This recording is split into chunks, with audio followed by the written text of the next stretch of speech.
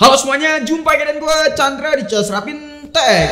Apa jadinya kalau Snapdragon 6 Gen 1 dipasang di brand yang satu ini, yaitu brand Vivo cuy. Yap, ini adalah Vivo V30a 5G, smartphone dari Vivo yang pakai Snapdragon paling stabil kelasan entry to mid-range cuy. Yang ini bukan adalah Snapdragon 6 Gen 1. Yap, memang Snapdragon 6 Gen 1 ini punya stability yang gue bisa bilang oke banget cuy. Karena memang kita udah tes smartphone yang pakai Snapdragon 6 Gen 1 yaitu AquaSense 8 dan itu punya kemampuan performance dan juga stability yang oke cuy. Nah, apa jadinya jika SoC ini tuh dipakai sama smartphone yang satu ini, brand yang udah terkenal banget yaitu Vivo cuy. Apalagi kalau lo tahu sendiri, Vivo sendiri punya hasil kamera yang oke, ditambah lagi dia pakai Snapdragon 6 Gen 1 cuy, yang pastinya punya image processing alias ISP jauh lebih bagus cuy. Nantinya kita bakalan bahas hal tersebut untuk masalah performance dan juga hasil kameranya. Tapi sebelum kita masuk ke pembahasannya lebih dalam, kita harus bahas desain terlebih dahulu. Soalnya smartphone ini secara looks tuh pasti bakal bikin orang ngiler cuy, terutama untuk para cewek-cewek nih, pasti auto naksir pas waktu ngeliat desain dari smartphone yang satu ini cuy. Apalagi kalau misalkan ngomongin warna, yang dimana warnanya ini kelihatan adem banget di mata. Di sini ada dua varian warna yang hadir dari Vivo V30a ya teman-teman, yang ada di pasaran Indonesia. Contohnya warna yang kita pegang ini yaitu warna sky blue ya teman-teman. Jadi warnanya ini tuh kayak ada biru pastelnya gitu ya. Dan kalau dilihat secara mata sih ini warnanya bener-bener adem gitu. Terus juga ada varian satu warna lagi yang dimana tuh warnanya adalah red velvet ya teman-teman. Warna yang bener-bener kelihatan lebih sangar daripada warna yang ini. Dan walaupun warnanya kelihatan sangar, tetap karismanya itu kelihatan dapat kalau menurut gua. Jadi untuk masalah warna memang tergantung kalian aja nih mau pilih yang warna blue kayak gini ataupun warna red velvet. Dan gue jamin para cewek-cewek pasti demen antara kedua warna tersebut deh. Dan pasti dijamin auto labil gitu ya. Aduh, pilih yang mana nih antara kedua ini? Memang yang disayangkan untuk warna natural kayak warna hitam itu nggak ada di seri yang satu ini. Jadi buat kalian para cowok-cowok memang harus milih yang mungkin red velvet ya, biar kelihatan lebih sangar gitu. Tapi walaupun begitu, smartphone ini menurut gue sih oke-oke aja untuk masalah warnanya. Jadi warnanya itu bisa dibilang unisex gitu ya. Nah, terus juga untuk portnya sendiri, smartphone yang satu ini sih yang absen cuma satu aja, yaitu jack 3,5 mm. Gue tahu alasannya kenapa smartphone ini menghilangkan jack 3,5 mm, karena kalau lo lihat secara ketipisan smartphone ini tuh bener-bener tipis banget cuy. Jadi itu menjadi satu alasan mengapa smartphone ini menghilangkan jack 3,5 mm. Walaupun memang HP ini tipis, bobotnya juga ringan parah cuy, jadi nggak berat. Dan kalau lo tahu kapasitas baterai ini HP bukan 5000 mAh, melainkan 5500 mAh. Dan itu yang gue salutin sama Vivo, punya desain yang tipis, bobot yang ringan, tapi kapasitas baterainya yang lebih dari kapasitas baterai standar ya. Masih berada di bagian desain, secara material smartphone yang satu itu pakai polikarbonat cuy, alias plastik ya. Tapi untuk polikarbonatnya ini kerasa solid gitu. Dan kalau misalnya ngomongin finishing, HP ini tuh punya finishing doff gitu. Tapi untuk bagian yang setengahnya ini, di sini kan ada bagian setengah ya teman-teman, kalau misalnya kalian perhatikan. Dan ini teksturnya glossy, tapi nggak gampang ninggalin bekas sidik jari. Terus juga untuk frame kameranya ini yang menarik karena bump kameranya kerasa bulat gitu ya. Beda banget ketimbang kakaknya yaitu Vivo V30 yang basic ataupun yang pro ya teman-teman. Dan untuk setupnya di sini ada konfigurasi dual kamera yang nantinya kita bakalan bahas, dan pastinya di sini udah ada aura light portrait. Sekarang kita move on ke bagian layar. Buat masalah layarnya, desain dari smartphone yang satu ini udah pakai desain 3D curve design pastinya teman-teman ya. Karena memang lo tahu sendiri Vivo V series itu pastinya udah pakai desain yang melengkung ya untuk masalah layarnya. Terus untuk masalah panel, dia pastinya udah pakai panel AMOLED 1 billion color, warnanya kelihatan adem, dan yang pasti brightness-nya ini punya tingkat yang benar-benar tinggi, yaitu di angka 1300 nits. Jadi kalau misalnya lu pakai di outdoor, smartphone itu masih kerasa jelas banget. Gue udah pakai smartphone yang satu ini buat di outdoor kayak nonton film ataupun penggunaan casual, layarnya masih bisa terlihat jelas, sangat-sangat jelas teman-teman. Bahkan buat diajak main game pun juga gue nggak worry layar HP ini bakalan kerasa gelap, karena untuk brightness-nya yang di angka 1300 nits ini bisa nge-cover semua aktivitas gue di outdoor gitu ya. Jadi serasa enak gitu ya dengan ukuran layar 6,78 inch-nya ini. Bezelnya juga kerasa tipis, yang pastinya ini udah punya desain 3D curve ya teman-teman. Jadi kalau misalnya kalian yang suka dengan layar yang melengkung sih ini oke banget ya. Tapi kalau misalnya gue pribadi yang suka layar flat kurang begitu serak dengan layar yang melengkung kayak gini. Karena kalau misalnya layar curve kayak gini tuh kita sering miss touch ke bagian pinggir-pinggirnya ini. Jadi yaitu PR buat gue yang tangannya agak gedean mungkin.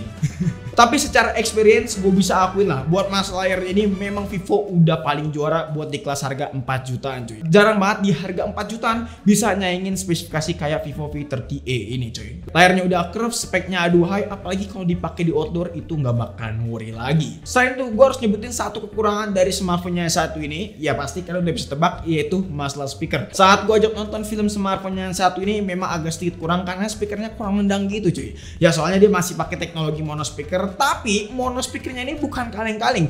Walaupun smartphone ini pakai mono speaker, gue bisa bilang mono speakernya ini udah jauh lebih improve ketimbang seri-seri sebelumnya. Bener-bener lebih oke ketimbang dual stereo speaker yang sekedar ada aja kalau menurut gue.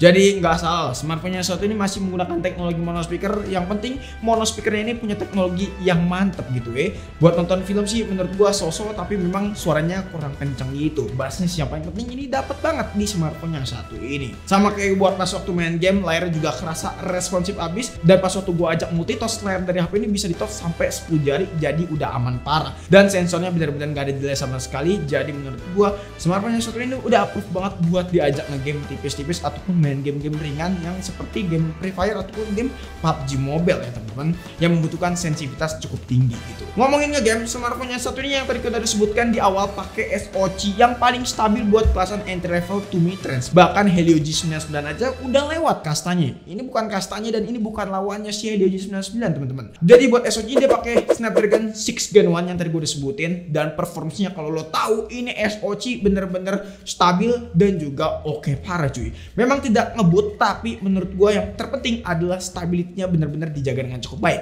Contohnya smartphone yang satu ini pas waktu gue ajak daily use seperti main sosmed ataupun ngedit tipis-tipis, intinya penggunaan sehari-hari lah ya, di sini nggak ada kendala sama sekali. Bukan cuman nggak ada kendala sama sekali, dan ini bener-bener smooth banget kalau misalnya pindah satu aplikasi ke aplikasi lainnya. Jadi nggak ada isu nge-lag ataupun gimana-gimana gitu. Memang SoC ini tuh didesain untuk stability yang bagus dan optimalisasi sistem yang oke gitu Nah yang paling serunya pas waktu kita ajak benchmark smartphone yang satu ini dari mulai aplikasi AnTuTu benchmark di versi 10. Di sini kita running selama 5 kali berturut-turut, dan hasilnya di sini dapat hasil yang konsisten di angka 510 ribuan. Bener-bener skor stabil di angka segitu pas waktu kita running selama 5 kali berturut-turut.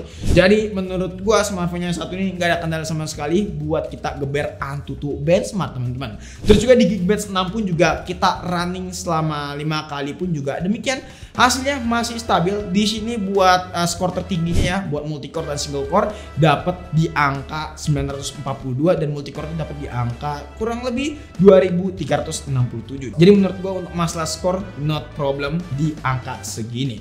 Nah, terus juga di 3D Mark benchmark dengan real life test ya teman-teman. Di sini buat performance-nya kita running selama 6 kali dan hasilnya dapat di angka 2376 untuk skor tertingginya, dan kalian harus tahu di sini benar-benar masih tetap konsisten. 3D Mark benchmark dengan mode stress test, di sini stability-nya dapat di angka 98,5%, FPS-nya dapat di angka 9 sampai 19 fps, dan baterainya di sini berkurang 4%, sama temperaturnya cuma nyentuh di angka 40 derajat Celcius. Dan yang terakhir yaitu CPU throttling benchmark yang wajib banget kita tes. Di sini kita running selama 3 kali berturut-turut dengan waktu yang pertama 30 menit, 45 menit dan juga 60 menit. Hasilnya di sini kalau kalian lihat ketiga grafiknya benar-benar stabil ya teman-teman. Di warna hijau masih di angka 90%, bahkan nggak ada indikator warna oranye, bahkan merah pun juga nggak ada Jadi secara stability benar-benar oke, dan temperatur yang harus kalian tahu cuma nyentuh di angka 44 derajat Celcius pas waktu kita tes selama 60 menitan. Jadi buat CPU throttling smartphone yang satu ini udah aman parah. Nah, main game gimana bang? Kita langsung coba aja buat main game Mobile Legends. Settingannya adalah High Ultra, dan untuk FPS-nya dapat di angka 60. Udah lah ya, buat main game Mobile Legends smartphone yang satu ini udah libas. Entry level kayak Helio G85 ataupun 88 aja udah bisa main game Mobile Legends. Apalagi smartphone yang satu ini udah aman parah, main sampai nonstop pun juga nggak usah worry. Temperaturnya cuma nyentuh di angka 37 derajat Celcius pas waktu kita main game Mobile Legends selama 25 menitan, dan baterainya cuma berkurang 3%. Terus juga game PUBG Mobile di sini settingannya smooth ultra ya teman-teman. Alhasil untuk FPS-nya dapat di angka 40 fps dengan suhu di angka 41 derajat Celcius pas waktu kita geber main game PUBG Mobile 25 menitan, dan baterainya berkurang cuman 5%-an aja.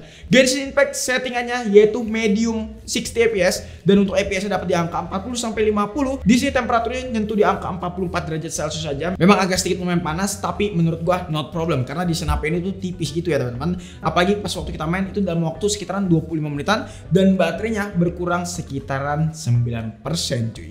Jadi memang secara experience game di smartphone yang satu ini ngasih experience yang oke. Walaupun memang secara Antutu benchmark dan performance tidak terlalu kencang-kencang banget, karena balik lagi ini SoC bukan ngejar performance. Walaupun memang tadi awal gue belum sebutin ya. Jadi untuk masalah benchmark kalau kalian lihat stability-nya bener-bener oke dan performance-nya juga bisa dibalancekan dengan sangat maksimal. Hasilnya gimana? Untuk masalah suhu dan baterai kalian bisa udah lihat suhunya itu adem, gak terlalu panas dan baterainya gak boros-boros banget. Ya memang ini menjadi salah satu alasan juga mungkin karena HP ini kapasitasnya gede juga ya teman-teman. Nah ngomongin kapasitas baterai HP ini yang tadi gue udah sebutkan yaitu 5500 mAh, jauh lebih besar ketimbang smartphone lain di kelas harga yang sama. Tapi secara screen on time pas waktu gua coba memang ada sedikit peningkatan yang dimana screen on time ini bisa bertahan 7,5 jam teman-teman. Ya memang ini screen on time yang menurut gua make sense alias masuk akal walaupun memang tidak terlalu irit-irit banget. Cuma not bad lah, apalagi penggunaannya gua pas waktu gua pakai HP ini untuk daily use cukup main hardcore seperti main game dengan latency waktu yang cukup lama, terus juga nonton film di outdoor pun juga gua rasain di smartphone yang satu ini dengan brightness di angka 100% full teman-teman. Jadi memang ya kalau misalnya agak boros ataupun gimana wajar, hasil benchmark gue memang cukup lumayan hardcore gitu ya. Beralih ke bagian kamera, ini bagian yang paling tunggu-tunggu karena ini adalah kombinasi antara ISP yang oke dan juga brand smartphone yang punya sektor kamera terbaik cuy. Ya bukan terbaik sih, bisa dibilang Vivo udah oke untuk masalah kameranya gitu ya. Gimana kalau dikombinasikan dengan ISP yang mantep juga. Nah secara konfigurasi kamera setupnya buat di kamera belakang di sini punya resolusi 50 megapiksel untuk kamera utama dan 8 megapiksel untuk lensa ultrawide. Kita langsung mulai hasil fotonya aja, yang dimana secara hasil Vivo V30e ini punya warna yang menurut gua khas Vivo banget. Di sini vivid, warnanya pop up dan yang gua salutin detailnya kerasa tajam. Walaupun memang gua zoom 2 kali, hasilnya pun juga masih punya detail yang benar-benar tajam teman-teman. Ya memang ada sedikit processing gambar yang cukup lumayan agak loading dikit, tapi nggak apa-apa lah ya. Hasilnya yang penting kerasa cakep dan enak lihat di mata gitu teman-teman. Jadi nggak perlu tuning-tuning warna lagi, yang menurut gue sih masih sosok. SDR-nya juga masih kerasa oke, terutama untuk warnanya. Di sini untuk warna awan masih bisa dilihat dengan cukup detail dan kalau menurut gue hasilnya not bad lah buat di harga kelasan segini. Nah terus juga untuk mode potretnya, kalau kalian lihat punya hasil yang cukup lumayan oke. Walaupun memang ada beberapa hasil foto yang kita ambil itu agak sedikit bocor nih ya teman-teman. Bocor dalam artian tuh hasil fotonya kurang rapi gitu untuk memisahkan antara objek dan juga background. Ya cuman not problem lah ya. Karena memang untuk hasil potretnya kita nggak bisa berharap lebih buat kelasan entry to mid range-nya si Vivo. Tapi menurut gua not bad dalam artian hasilnya masih menghasilkan warna yang oke buat mode potretnya dan detailnya juga masih cukup cakep gitu ya. Nah terus juga di sini yang gue suka, di sini ada mode Vivo Color yang dimana di sini bisa menambahin efek dramatis gitu teman-teman. Jadi di sini ada beberapa opsi seperti jelas, terus juga bertekstur dan juga alami ya. Nah ketiga mode ini bisa kalian sesuaikan dengan kondisi di sekitar kalian juga.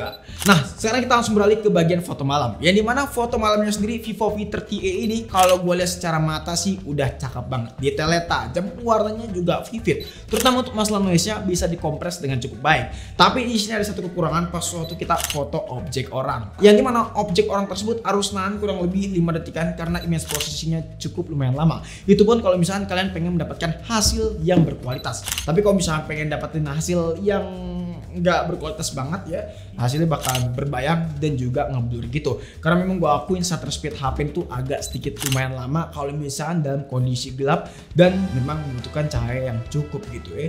Everybody, jadi ini dia buat hasil perekaman kamera depan dari si Vivo V30e ya di resolusi Full HD 30 fps.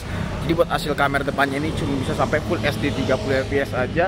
Hasilnya bisa kalian lihat sendiri aja. Kalau lihat sih secara preview memang tidak stabil ya. Tapi yang bikin amaze yaitu untuk awannya ini ya. Di sini dia bisa memisahkan antara objek gua dan juga awan.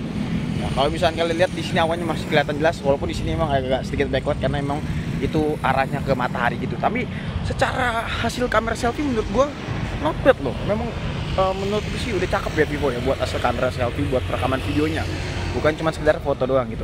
Dan untuk audionya mungkin bisa kalian nilai sendiri aja sebagus apa nih kira-kira ya. Jadi kita lagi muter-muter tipis-tipis gini ya. Oke. Nah buat perekaman kamera belakangnya sendiri di sini bisa Full HD 60 fps dan juga Full HD 30 fps. Tapi di sini kita lagi Full HD 30 fps dulu buat ngetes stability-nya ya teman-teman. Di sini kalau kita lihat sih hasil stabil ya, dan di sini bener-bener oke nih hasilnya, karena untuk awan bisa dilihat dengan cukup baik ya teman-temannya. Tuh ya kan. Dan juga nggak bisa pindah-pindah lensa sayangnya teman-teman. Di sini lensa satu kali aja. Tapi yang jelas di sini hasilnya stabil. Bahkan HP ini tuh bisa sampai 4K 30 fps. Nanti kita bakalan coba juga. Tapi yang jelas untuk Full HD 30 fps hasilnya stabil dan punya kualitas yang mantep gitu ya. Memang gokil parah nih Vivo V30e ini ya teman-teman. Mungkin ini dibantu karena processing image-nya dari Snapdragon 6 Gen 1. Kalau ini 4K 30 fps ya, 4K 30 fps di sini nggak stabil kayak Full HD 30 fps. Begitu juga dengan Full HD 60 fps pun juga nggak stabil hasilnya. Tapi ya secara hasil sih menurut gua not bad lah ya. Memang kualitasnya lebih dipertajam aja, tapi image stabilization-nya itu dihilangkan. Ya seperti itulah memang. Harga kelasan entry to mid range tuh menurut gua not bad lah, dengan punya rekaman video bisa sampai 4K gitu ya, 4K 30 fps seperti ini kurang lebih. Nah kita coba Full HD 60 fps ya, ini sekalian aja nih ya, biar teman-teman nggak penasaran hasilnya gimana. Tapi yang jelas hasilnya kalau kalian lihat memang agak lebih sharpening gitu, detailnya juga masih bisa dipertahankan sama-sama kayak Full HD 30 fps ya, tapi di sini nggak stabil aja, cuman lebih smooth ya bedanya gitu. Jadi kalau misalnya kalian pengen edit bikin slow mo, ini asik sih. Cuman memang lebih sharpening aja di Full HD 30 fps. Full HD 60 fps maksudnya, sorry. Yep. Oke, Vivo V30e 5G ini memang menjadi salah satu opsi yang bisa banget kalian masukkan ke wishlist dengan harga smartphone 4 jutaan. Mungkin smartphone 4 jutaan banyak opsi lain ya, kalau misalnya kalian pengen ngejar performance ataupun pengen ngejar yang lain-lainnya. Tapi kalau misalkan kalian pengen ngejar stability yang oke, baterai yang badak, desain layar yang mantep, dan udah auto senyum ya kalau kalian pakai, ya smartphone ini oke banget. Terutama untuk bagian sektor kamera juga, karena kamera smartphone yang satu ini bisa gue akuin lebih oke ketimbang smartphone lain di kelas harga yang sama. Jadi memang udah jadi big deal banget buat smartphone yang satu ini kalau misalkan kalian lagi nyari yang masalah desain, layar, dan juga kamera. Terutama untuk masalah baterainya juga, walaupun kapasitasnya segede tapi desainnya belum bisa lihat setipis ini. Dan harga 4,6 jutaan memang itu menjadi salah satu harga yang pas banget buat smartphone yang satu ini. Tapi memang ada beberapa kekurangan yang mungkin nggak bisa kalian terima, seperti hektik alias mesin getar dari smartphone yang satu ini memang agak sedikit lumayan kurang, bahkan kurang banget, karena memang nggak seperti layaknya smartphone 4 jutaan pada umumnya yang punya hektik feedback tuh kerasa enak gitu ya. Tapi smartphone yang satu ini hektik feedbacknya tuh biasa aja, kayak smartphone 1 juta sampai 2 jutaan. Terus juga untuk masalah speakernya yang masih pakai teknologi mono, apalagi kalian yang orangnya tipikal suka banget dengan dengerin musik pakai speaker gede-gede gitu ya. Jadi smartphone yang satu ini kurang menggiurkan buat kalian. Bukan berarti smartphone ini gak recommended kalau menurut gua, karena memang speakernya sendiri menurut gua recommended walaupun masih pakai teknologi speaker. Cuman ya balik lagi tergantung kalian suka atau enggak sama smartphone yang satu ini, pilihannya ada di kalian. Gue cuman bisa ngasih review gua aja selama pakai smartphone yang satu ini. Jadi kalau misalnya kalian punya pendapat ataupun punya pertanyaan, boleh banget tulis di kolom komentar. Pengen nanya secara privat, boleh banget DM di Instagram kita di @rapidtechno. Dan pengen join ke komunitas kita buat rundingan ataupun diskusi tentang teknologi, boleh banget klik link yang ada di deskripsi, jangan sampai lupa. Chandra pamit, sampai jumpa di video selanjutnya, dan until next time, goodbye. Desain cakep, baterai gede, ini sih recommended parah ya.